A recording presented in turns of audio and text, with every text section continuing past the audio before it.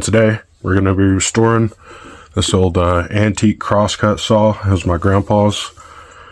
It's a Diston, made in USA.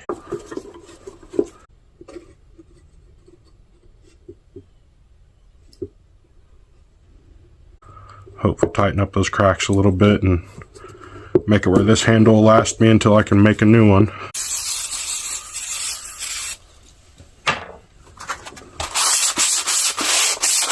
Patina on there, but all the rust is gone. It's nice and smooth.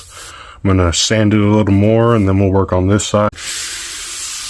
Oh yeah, all that didn't take very long.